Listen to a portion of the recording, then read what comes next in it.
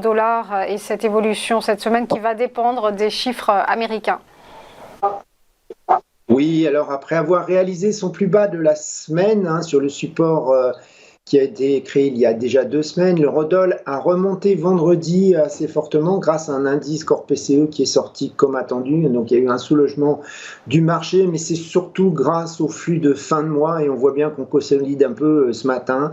Mais dans l'ensemble, on voit que les chiffres américains restent forts avec des consommateurs qui sont positifs et une révision du PIB une dernière révision du PIB au premier trimestre de l'année qui repousse les craintes d'une récession économique qui était attendue au troisième trimestre. Donc, à contrario, côté européen, on a des chiffres qui montrent un ralentissement avec notamment les secteurs manufacturiers, la construction qui sont en récession, et on a aussi la demande de crédit qui s'écroule.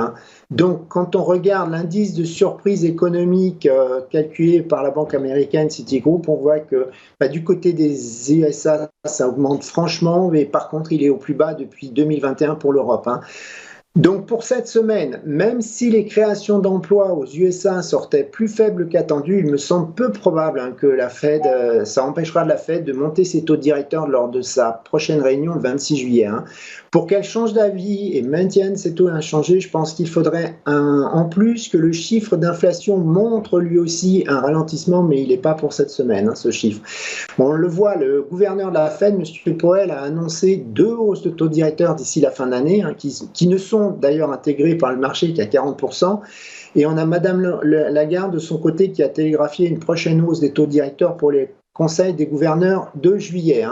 Donc, comme vous l'avez dit, cette semaine, l'évolution de l'eurodoll va dépendre principalement des chiffres américains. Donc, pour moi, un dépassement du plus haut de l'année par la paire de euro-dollar me semble réalisable uniquement donc si on a les deux conditions que je vous ai annoncées suivantes, que si ces deux conditions sont réunies, à savoir un rapport sur l'emploi décevant et un chiffre d'inflation qui continue d'indiquer une décélération. Par contre, si on avait l'indice des directeurs d'achat dans les services et le rapport sur l'emploi qui montre un fléchissement, on pourrait quand même, je pense, passer le niveau de indice. Mais à l'inverse, si les chiffres américains continuent d'être forts, la paire pourrait repartir à la baisse et même franchir la moyenne mobile 100 jours.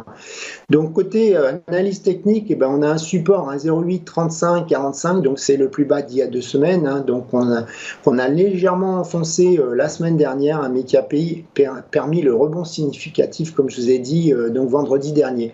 En dessous, juste en dessous, donc on a la moyenne mobile qui est proche de 1,0820, donc c'est la moyenne mobile 100 jours.